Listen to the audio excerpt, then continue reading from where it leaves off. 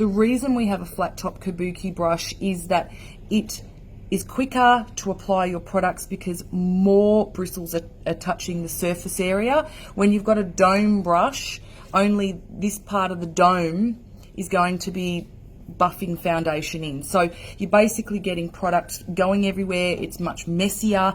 So a flat top Kabuki brush touches more skin, more surface area. It's quicker, which is what we want, but it also spreads the product out more and you don't need as much product. Okay, so it's important that you have a good brush because using this every day does exfoliate the skin every day. So if you have skin sensitivities, you want something super soft because a brush can aggravate the skin over using it for a long period of time. So really something that's as soft as you can get it and not going to aggravate the skin. Okay, so I'm just going to show you, and hopefully it shows up in the tutorial, how you can apply the loose minerals to get different coverages. Okay, so before I forget, you can apply this over the top of a liquid or a cream for super coverage for nighttime if you're wanting to.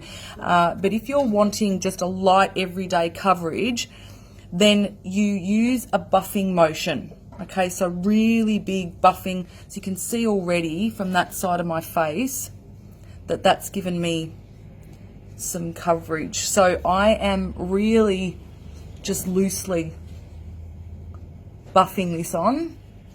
So the bigger the buffing motion, the more stretched the pigment, and these are natural pigments made from minerals. We don't use synthetic pigments, so you don't need a lot of this product at all. So bigger buffing motion will give you, I guess, that flawless but more tinted moisturiser everyday coverage. So that non-made up look, just fresh skin. Okay, so you can see just a gentle sweep of the eye. So you can see that that has helped cover the nose veins that I had. I've got a little bit of veins, so you can see here compared to here. It's helped lift my dark circles a little bit as well. So really, if I wanted to, this side of my face, I could just pop a bit of blush on and maybe some mascara and be done with it. So you can see there's quite a nice difference. Okay, so for more coverage, okay, my tips are just changing the way you use the brush. So always, no matter what sort of coverage you want, you only need about this much on at a time, and you don't need to swirl it around in the lid. That just makes mess. You just push the product.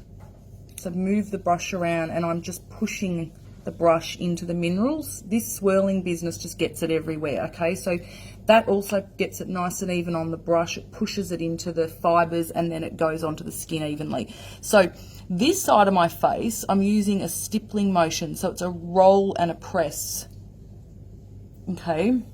And so what this one's going to do is give me a much heavier coverage, or more of a nighttime coverage, or for those that just need that extra coverage. It's also less messy doing it this way because you're just rolling it. So you can pop it on the eyes, but just be very careful that you're not dragging the skin. So with the loose minerals in Adorn's range, they're all pure pigments. We don't use anything that's synthetic. Okay, they do not congest the skin. It's porous. So that's what makes it sweat and water resistant. So if you are someone who sweats during the day, it will sweat through the makeup, and all you need to do is dab a tissue and you'll find the sweat on the tissue but not the makeup. Okay, a lot of products that have silicons or mineral oils will sit on the skin like a Glad wrap. So if your moisturisers have those in there and then you put a foundation over the top, you're going to sweat underneath or secrete oils underneath that mineral oil or that occlusive product that doesn't breathe, and therefore it separates. So we've all had makeup that separates during the day, and it's usually because of what you've put underneath it is covering the skin rather than sitting in with the skin. So you want porous products where possible, so that you're not going to have that separation. So it's really about what you put under your makeup as well as what's in your makeup that's going to make a significant difference as to how long it lasts and how well it looks. So a mineral foundation should last, or ours, if you've got a dry skin, it'll last all day, if not longer. If you've an oilier complexion, you know, you may get somewhere from 4 to 6 hours out of it. But lucky you that you've got oily skin, because it means that you're less likely to show the signs of aging, because you've got that oil protecting the skin more than the drier skin.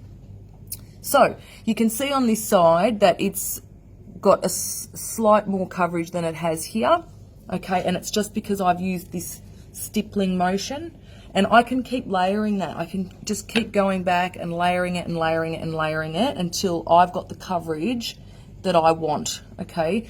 Now, foundation does not stop at your jawline. It goes all the way down your neck. And when you've got a product that's water resistant like this and sweat resistant, it's less likely to rub off on clothes, so why wouldn't you put that there to get the SPF? Okay, if you've got your décolletage exposed, you might even want to pop a bit down there. So that's the mineral foundation and how to use it. So big buffing motion for less coverage on this side, and you can see on this side it's slightly heavier because I've used a stippling motion, okay? And again, it's just more dipping in smaller areas, okay, and you just keep adding more and more product. This side I've not used as much product, I've just dipped less and buffed more, okay. So with the loose mineral foundation, I've selected the medium olive shade today. I can use light to medium. So if you want to use a foundation colour that's a little bit darker, you can, but you just need to make sure that it's the same base or the same tone. So if you're a yellow base, then don't go picking something that's darker, that's a pink base, otherwise you end up with an orange looking face. So yes, you can wear something a little bit darker. It's preferable to colour match exactly, but if you don't want to look washed out like I don't, you can use a shade a little bit darker, but just make sure it has the same pink or yellow base as your skin. So that's a little tip. So the light medium and medium olive are fairly similar, just that the medium olive's a little bit darker. So if you've got an exceptionally oily skin, you may want to opt for using the oil control setting powder in the Adorn range. It's white, but it goes on clear, and you may just want to dust that down your T-zone, which is where you normally secrete most of your oils. That will help control that for you and make your makeup stay put. If you're really, really oily, you may even want to carry that around with you during the day, but blot the oil off first and then pop the setting powder on. If you are someone who has quite dehydrated skin, then what you might find is that the rose water, and this is a pure rose water, it's not synthetic, extremely hydrating, so it locks in moisture, so it's great if you're in heating or air conditioning. So what this will do is not only get your makeup to look more skin-like, so you can put it on instantly, or you can spritz it during the day, and what that will do is just help keep the makeup looking fresh throughout the day. So oil setting powder for oily skin and the rose water for more dehydrated skins. So hopefully that's helped you get some tips on how you can use your anti-aging loose mineral foundation and the various ways you can use the brush to get those different desired looks.